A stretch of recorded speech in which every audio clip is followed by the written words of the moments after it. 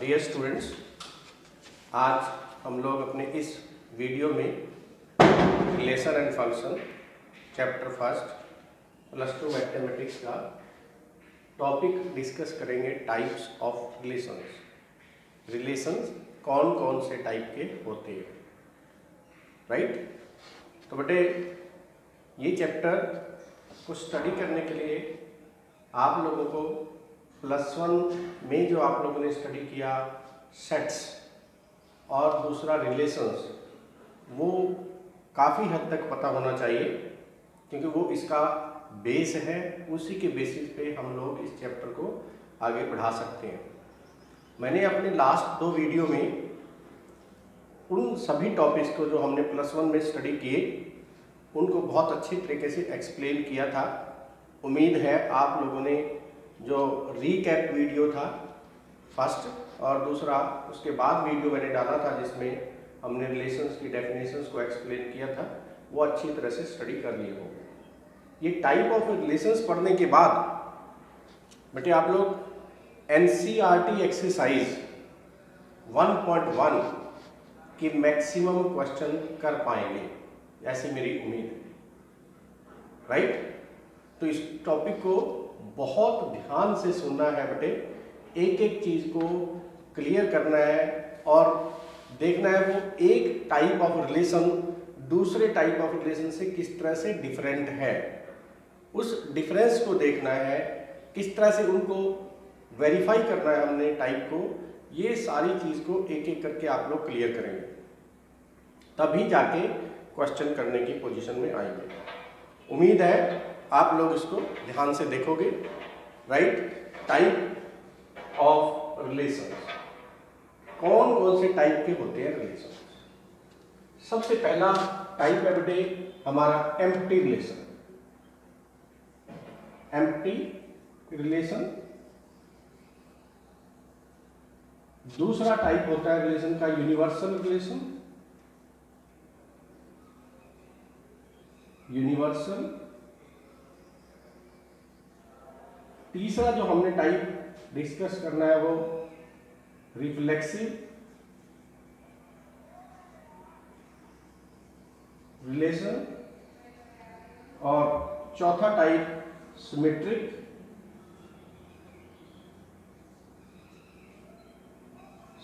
Relation.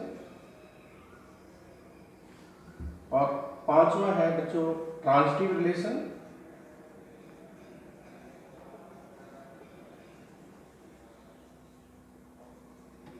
और छठा type है हमारे पास इक्विवेलेंस रिलेशन। जब ये सभी टाइप ऑफ रिलेशन आप लोगों को अच्छी तरह से क्लियर हो जाएंगे तो आप लोगों को एक्सरसाइज करने में कोई डिफिकल्टी नहीं आएगी। आज हम लोग जो डिस्कस करेंगे इनमें पहले 3 रिलेशन को डिस्कस करेंगे। कौन कौन से? Empty relation, universal relation and reflexive relation. In 3 relation को डिस्कस करने के बाद फिर नेक्स्ट अपने वीडियो में नेक्स्ट रिलेशंस को डिस्कस किया जाएगा। देखिए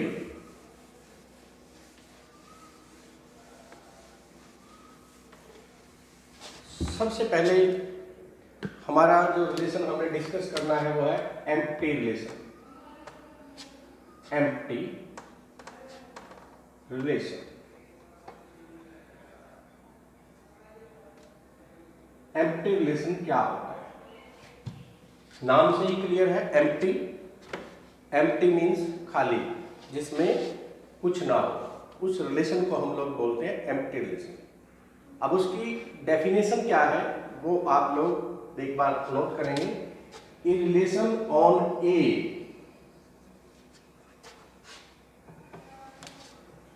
relation on A. Relation on A का मतलब होता है relation from A to A. Relation from A to A, जिसमें दोनों एंट्रीज ए से दी जाती है। Relation on A is said to be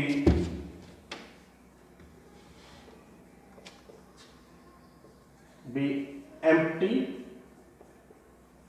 relation if it do not contain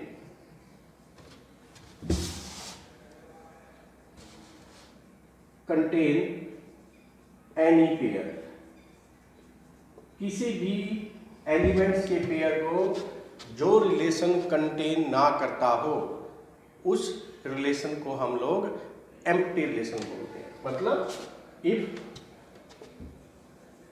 R is a relation, then empty relation is written as R equal to 5। R equal to 5, 5 किसको represent करता है? जिसमें कुछ भी ना हो, कोई एंट्री ना हो, कोई पेयर ना हो, ऐसा सेट। या इसको दूसरा तरीका लिखने का हो सकता है, स्क्वायर ब्रैकेट लगाएं और उसको खाली छोड़ दें, कोई भी पेयर उसमें ना लिखा जाए। ऐसे रिलेशन को हम लोग एम्प्टी रिलेशन बोल सकते हैं। एम्प्टी रिलेशन को ट्राइवल रिलेशन भी कहा जाता है, ट्राइवल रिलेशन। अब मैं एक एग्जांपल के थ्रू आप लोगों को इसको बताता हूं बेटे, एम्प्टी रिलेशन को।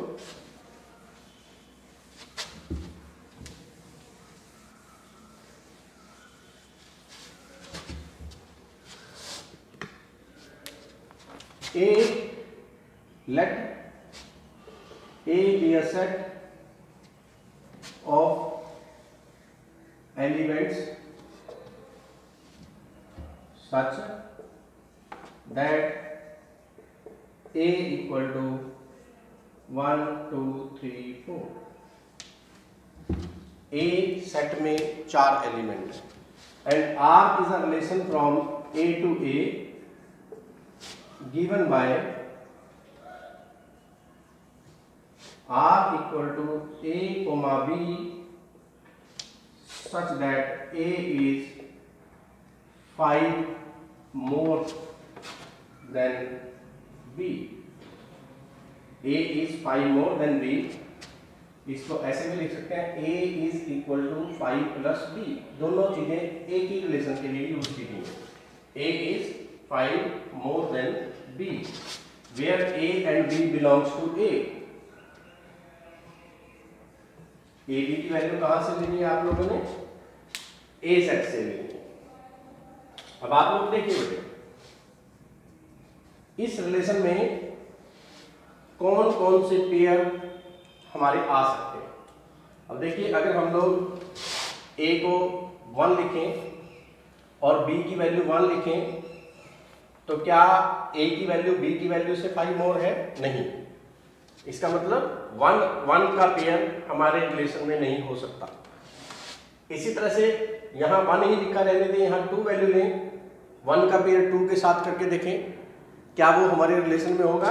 अगर B को मैं 2 ले लेता हूं, मैंने यहाँ कौन सा पेयर लिखना है? A B। A और B की जगह ऐसी वैल्यूज लिखनी है कि A की वैल्यू B की वैल्यू से 5 मोर हो। Value of A is 5 more than B। और लेनी कहां से? A और B की वैल्यू 1, 2, 3, 4 से लेनी है बच्चों। मतलब 1, 2, 3, 4 से ही A की वैल्यू लेनी है, 1, 2, 3, 4 से ही B की वैल्यू लेनी है। बट उनमें से उस पेयर को हम लोग इस रिलेशन में लिखेंगे जिस पेयर में value of A is 5 more than value of B।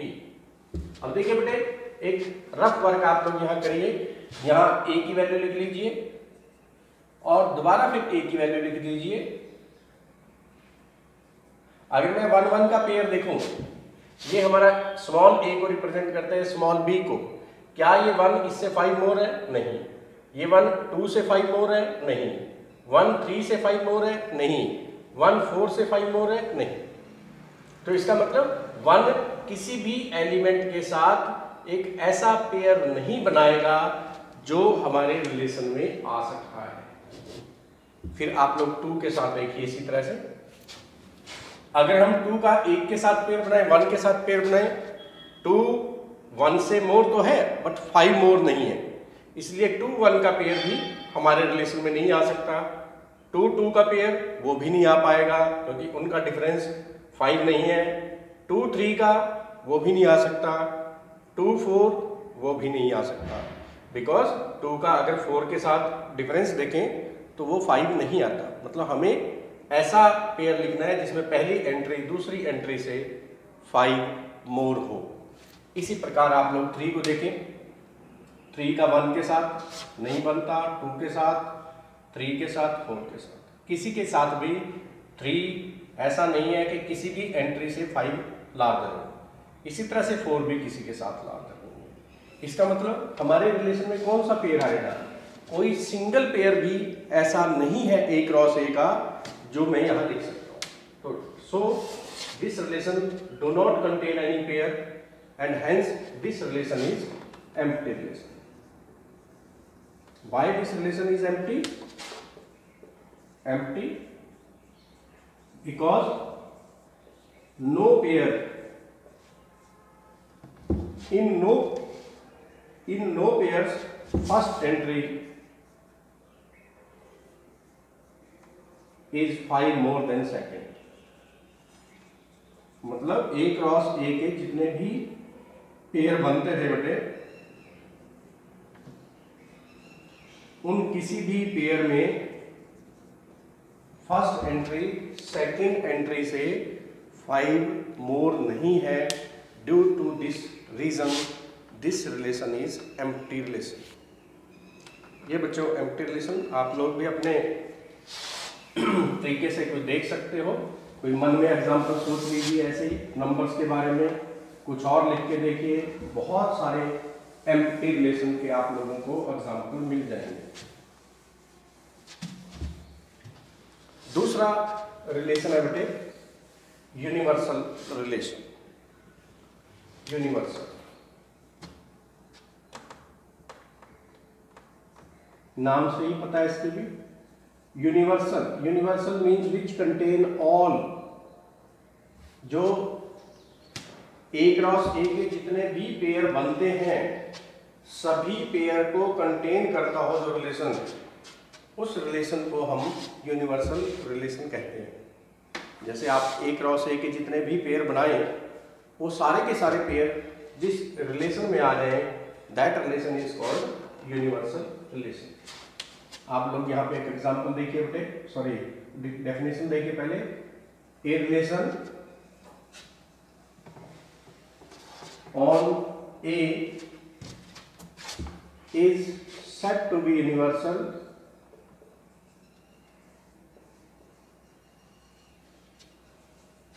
if it contains all possible pairs of A cross A। That is अगर हमारा रिलेशन A क्रॉस A के इक्वल आ जाए तो हम लोग इस रिलेशन को यूनिवर्सल रिलेशन कहते हैं। जो यूनिवर्सल रिलेशन होता है उसमें A क्रॉस A के जितने भी पेयर होते हैं वो सारे लिखे जाते हैं, और यूनिवर्सल रिलेशन को ट्राइबल रिलेशन भी बोलते हैं। Universal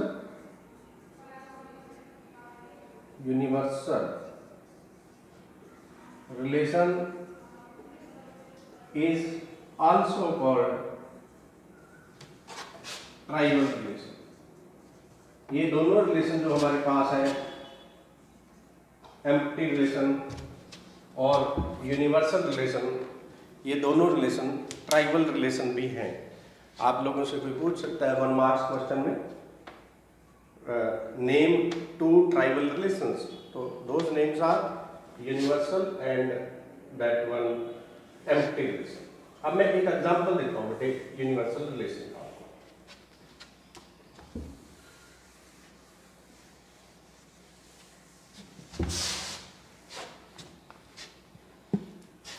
late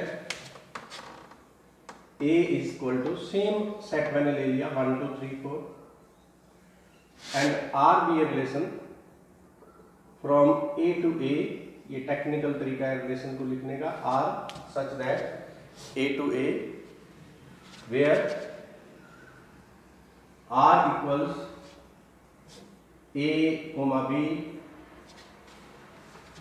such that A minus B is less than 4, where A belongs to A and B belongs to A। यहाँ मैंने इस रिलेशन को बच्चों फॉर्मूले की हेल्प से लिखा है। ये फॉर्मूला लिखा है रिलेशन को लिखने का, A minus be less than 4। It means A में से अगर B को सब्ट्रैक्ट करें लेस देन 4 आंसर आए तो वो पेयर हमारे रिलेशन में आएगा। जिसमें लेस देन 4 रिलेशन डिफरेंस ना आए वो पेयर रिलेशन में नहीं होगा।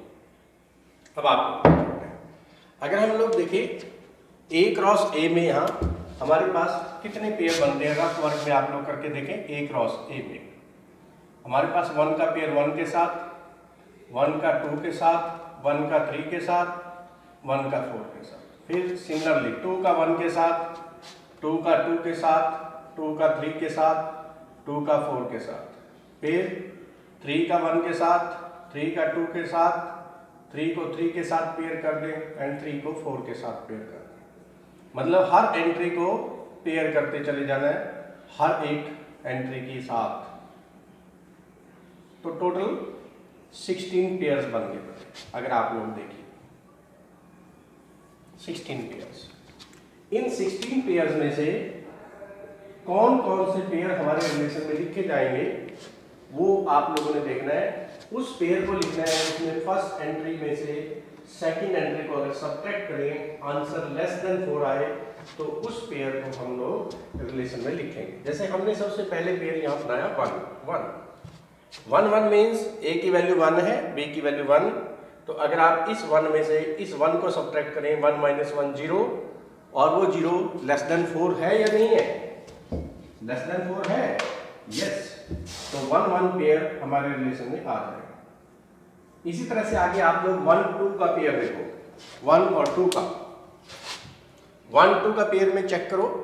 A की जगह 1 लिखो, B की जगह 2, 1 माइनस 2 माइनस 1 बन जाएगा बच्चों।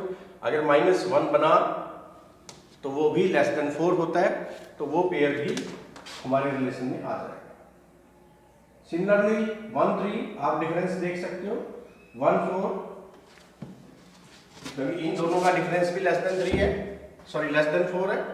फिर 2 का 1 के साथ आप वो पेयर बस यहां से करते चले जाओ, डिफरेंस देखते चले जाओ, लेस देन 4 होना चाहिए। 2 2 difference again less than 4, 2 3 difference again less than 4, 2 4 difference again less than 4, then 3 1 3 2 सभी का डिफरेंस लेस देन 4 है बच्चों। 4 1 जितने भी पेयर आप लोगों के A क्रॉस A में लिखे थे वो सारे पेयर हमारे इस रिलेशन में लिखे जा चुके हैं। बिकॉज रिलेशन में हमने उन्हीं पेयर को लिखना था जिनमें पहली एंट्री में से अगर दूसरी को सब्ट्रैक्ट करें लेस देन 4 आए।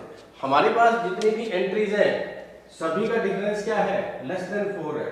व्हाट इट मीन्स कि इस रिलेशन में सभी वो पेयर आ गए हैं जो हमारे A क्रॉस A में थे। तो what it means this relation is equal to A cross A, hence this relation is universal relation, therefore it is universal relation। ये यूनिवर्सल रिलेशन हुआ। अब आगे हम तीसरे टाइप का रिलेशन डिस्कस करेंगे और तीसरा टाइप है बेटे reflexive relation.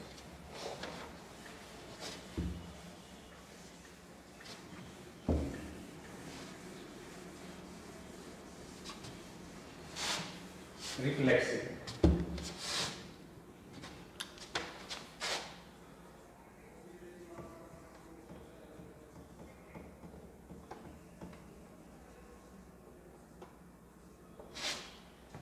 which relation is said to be reflexive?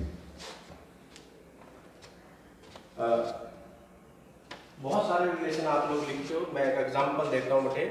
जैसे एक सेट है, फिर उसको डिफाइन करेंगे। एक सेट है ए और सपोज उसमें पेयर है 1 2 3 4। एक ऐसा रिलेशन आप लोग लिखें 1 1 के साथ पेयर हो, 1 किसी और के साथ भी हो सकता है, बट 2 2 के साथ भी होना चाहिए, 3 3 हो, 4 4 हो।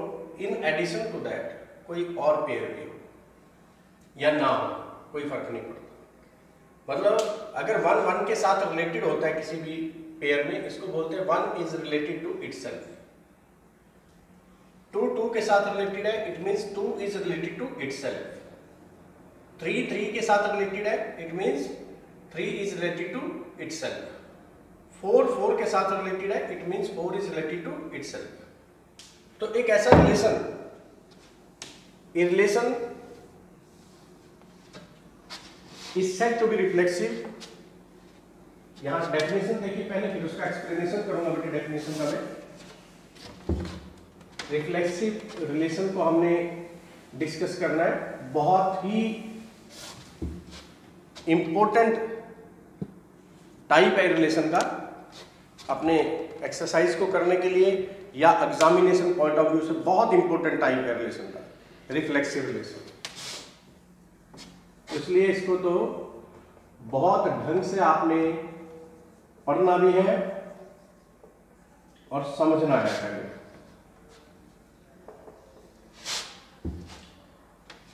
क्या होता है reflexive relation? A relation on A is said to be reflexive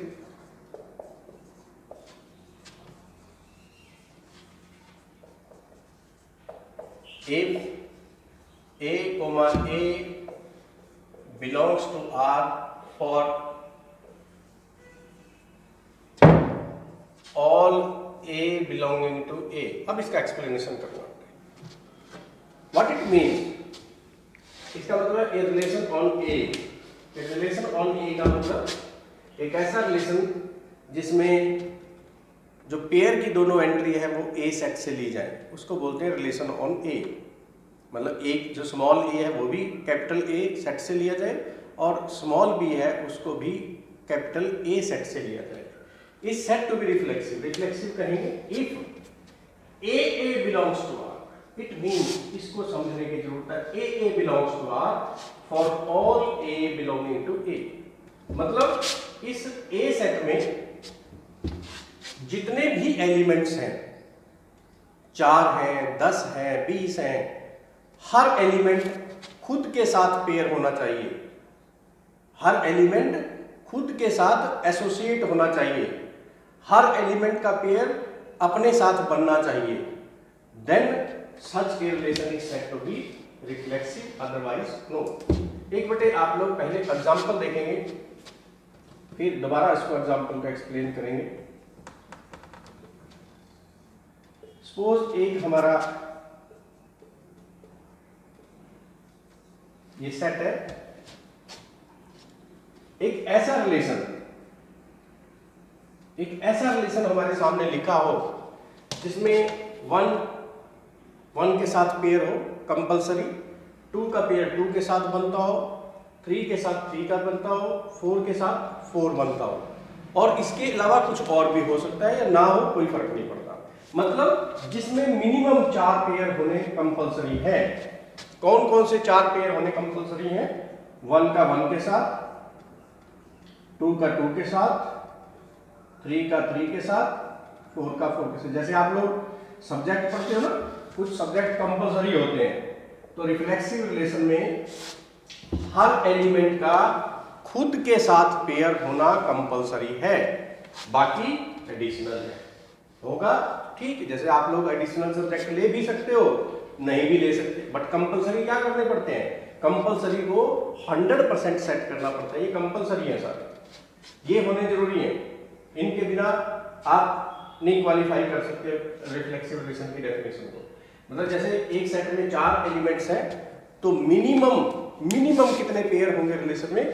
4 तो होंगे। और कौन से 4 होंगे मिनिमम? 1 का 1 के साथ, 2 का 2 के साथ, 3 का 3 के साथ, 4 का 4 के साथ। That is in reflexive relation every element must be related to itself. इसके अलावा उसमें क्या है या क्या नहीं है वो रिफ्लेक्सिव का उससे लेना देना नहीं है। कुछ होगा इसमें, इसके अलावा कोई पेयर हो तब भी ये रिफ्लेक्सिव है, और इसके अलावा कोई और पेयर नहीं है तब भी ये रिलेशन रिफ्लेक्सिव है। राइट? दोबारा सुन ले बेटे, what is the meaning of reflexive relation? A relation is said to be reflexive if all the pairs in which each element is related to itself are contained in the relation। जैसे देखिए A set में 4 elements हैं, चारों से related pair 1 का pair 1 के साथ, 2 का पेयर 2 के साथ, 3 का पेयर 3 के साथ, 4 का पेयर 4 के साथ, सभी पेयर हमारे रिलेशन में है। आगे मैंने डैश लगा के छोड़ दिया। ये डैश रिप्रेजेंट करता है कि एडिशनल पेयर हो भी सकते हैं और नहीं भी हो सकते। नहीं है तब भी रिफ्लेक्सिव है, होगा तब भी रिफ्लेक्सिव होगा। राइट बच्चों? ये था रिफ्लेक्सिव रिलेशन की डेफिनेशन। कभी कभी हम लोग, यहां तो मैंने ये पेयर्स लिखे हैं, ऊपर भी 4 एलिमेंट्स लिखे हैं, हर एलिमेंट को उसके साथ पेयर करके देख लिया, तो मेरे पास क्लियर हो गया कि किस तरह से हम लोग चेक करें कोई रिलेशन रिफ्लेक्सिव है या नहीं। क्योंकि एलिमेंट्स कितने थे? ओनली 4 एलिमेंट्स थे, मैंने 4 पेयर चेक किए तो क्लियर हो गया मुझे। बट समटाइम्स हमारे पास ए सेट में इनफाइनाइट मेनी एलिमेंट्स गिवन होते हैं और उन इनफाइनाइट मेनी एलिमेंट्स से पेयर बना के हम लोग चेक नहीं कर सकते। जैसे मैं एक एग्जांपल आप लोगों के सामने लिखता हूं। Suppose A is the set of all real numbers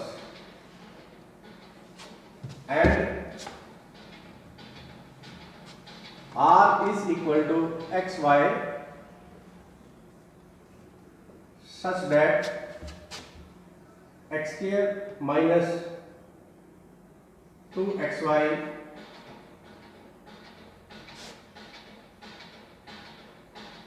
minus 3xy plus 2y square is equal to 0, where xy belongs to A। Check करें आप लोग whether this reflection, whether this relation is reflexive or not। मतलब बेटे हमने जो relation हमारा लिखा है, पहली तो बात देखिए यहाँ A is the set of all real numbers. It means A में जो एलिमेंट्स हैं वो इनफाइनाइट मेनी है, तो सभी के सभी रियल नंबर्स का है। तो A सेट को हम लोग वैल्यूज को अलग अलग लिख के नहीं दिखा सकते कि जैसे पिछले सेट में हमने 1 2 3 4 लिखा था, उस तरह से लिख के आप लोग नहीं एक एलिमेंट्स को दिखा सकते। इनफाइनाइट मेनी एलिमेंट्स को कंटेन करता है। ये बेटे हमारा रिलेशन को लिखने का फार्मूला है, फार्मूले की हेल्प से हमने रिलेशन लिखा। अब हमने इस फार्मूले को इनफाइनाइट मेनी पेयर्स हैं जो सेटिस्फाई करते हैं, उन सभी पेयर को भी हम लोग रिलेशन में लिख के नहीं दिखा सकते। यहाँ सारे पेयर लिख के दिखा दे रोस्टर फॉर्म में नहीं। तो इस रिलेशन को हमें चेक करना है क्या ये रिलेशन रिफ्लेक्सिव है या नहीं है। अब देखिए रिलेशन हमारा फार्मूले की हेल्प से लिखा है। जब भी कोई रिलेशन फार्मूले की हेल्प से लिखा हो उसको रिफ्लेक्सिव चेक करने का बिल्कुल एक इजी तरीका है हमारे पास। क्या करें, जैसे यहाँ वेरिएबल है x और y, तो आप लोग लिख देंगे put y equal to x, कि जहां क्वेश्चन में जहां फार्मूले में y लिखा है उस y की जगह आप लोग क्या लिख देंगे, x लिख देंगे। तो फार्मूला क्या बन जाएगा, ये बन जाएगा, देखो सिर्फ लेफ्ट हैंड साइड में लिखेंगे x square minus 3x into x plus 2x square, x square minus 3x square plus 2x square that is 3x square minus 3x square, 0 के इक्वल रिजल्ट आया। और राइट हैंड साइड भी इस फार्मूले की क्या थी, 0 which is equal to right hand side. What it means कि जब हमने अपने फार्मूले में लेफ्ट हैंड साइड में y की जगह x लिखा, y की जगह x लिखने से हमारा जो कैलकुलेशन के बाद रिजल्ट ऑब्टेन हुआ वो राइट हैंड साइड के इक्वल ऑब्टेन हुआ। राइट, दोबारा सुने बेटे, मैंने क्या कहा कि हमारा जो रिलेशन को लिखने का फार्मूला था उस फार्मूले में हमने y की जगह क्या लिखा, x, लेफ्ट हैंड साइड में y की जगह x लिखा और कैलकुलेशंस किया। कैलकुलेशन करके जो रिजल्ट आया वो किसके इक्वल आया, राइट हैंड साइड के इक्वल आया। तो what it means, it means यहां y x तो x था, x कोमा y की जगह भी हमने क्या लिखा, x, satisfy our formula, formula for relation. ये रिलेशन के फार्मूला को सेटिस्फाई करता है and therefore x comma x belongs to relation, x comma x relation को बिलोंग करेगा and hence this relation is reflexive, hence the relation is reflexive. तो बेटे कैसे हमने ऐसे क्वेश्चन में रिफ्लेक्सिव चेक करना है जिनमें आइसोलेटेड एलिमेंट्स गिवन ना हो, उन सभी रिलेशंस में हमने जो दो वेरिएबल्स लिखे होंगे दोनों को इक्वल रख देना है। जैसे y की जगह x लिखा, कैलकुलेशन करनी है, कैलकुलेशन करने के बाद चेक करना है कि वैल्यू राइट हैंड साइड के इक्वल आई और not. If it is obtained, it is equal to right hand side, we will declare x comma x belongs to our relation and hence the relation is reflexive. ठीक है बेटे, तो आज के इस वीडियो में बेटे हमने रिलेशन के बारे में तीन चीजें डिस्कस की। अगर आप लोग ध्यान से आप लोगों ने सुना हो, सबसे पहले हमने क्या डिस्कस किया था, एम्प्टी रिलेशन। अगर आप लोगों को नाम से याद होगा एम्प्टी, एम्प्टी मींस खाली एक तरह से। एम्प्टी रिलेशन में मैंने आप लोगों को बताया था एक ऐसा रिलेशन जिसमें कोई भी पेयर ना हो, उस रिलेशन को हम लोग एम्प्टी रिलेशन बोलते हैं। दूसरा बेटे हमने डिस्कस किया था यूनिवर्सल रिलेशन। यूनिवर्सल रिलेशन में मैंने क्या डिस्कस किया था कि एक ऐसा रिलेशन जिसमें A क्रॉस A के सभी पेयर लिखे जाएं, जितने भी पेयर A क्रॉस A में है वो सारे के सारे पेयर हमारे रिलेशन, ऐसे रिलेशन को हम लोग बोलते हैं यूनिवर्सल रिलेशन। साथ में मैंने एक चीज और बताई थी कि जो एम्प्टी रिलेशन होता है और यूनिवर्सल रिलेशन होता है, इनको हम दोनों को ट्राइवल रिलेशंस भी बोलते हैं। फिर तीसरा जो टाइप हमने डिस्कस किया रिलेशन का वो था रिफ्लेक्सिव। रिफ्लेक्सिव के बारे में मैंने आप लोगों को क्या बताया कि relation is said to be reflexive if each element of the relation is related to itself. If each element of the set is related to itself, then the relation is said to be reflexive.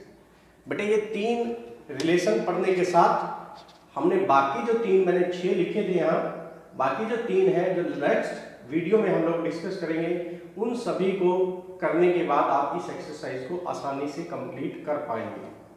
तो अभी आप लोगों ने क्या करना है, इन relations को एक बार देख के समझने की कोशिश करें, अपने मन में एक एक दो दो एग्जाम्पल लिखें उनका, और आप लोगों को क्लियर हो जाएगा कि इन सभी रिलेशंस का क्या मीनिंग है।